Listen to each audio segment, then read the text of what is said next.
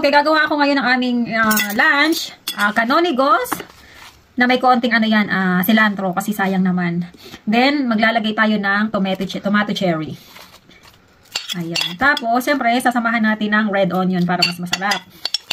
At, naglalagay ako ng garlic. Kasi healthy yung garlic, kaya maglagay tayo. Yan. Then, dahil may leftover kami na chicken, siyempre, binainit ko na lang. Ayan. Sama na natin dito. Kasi sayang naman. Ayan. Then, meron ako ditong feta cheese para mas masarap. Ayan. Feta cheese. Meron pa hindi na ano. Sinredded ko para mas maganda to. Ayan. Okay.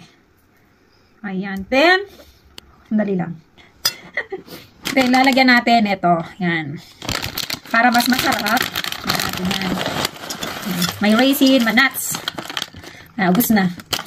Then, lagyan natin ng olive oil.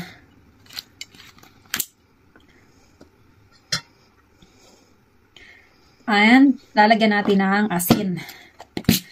Lagyan natin ng salt. Huwag natin masyadong lagyan ng maraming asin kasi hindi healthy kapag maraming asin. Then, imimix na natin. Lalagyan ulit natin ng olive oil kasi para mas combine. Kulang pa yung aking nilagay na olive oil. Yan, imix lang natin mabuti. Lagyan natin ng oil.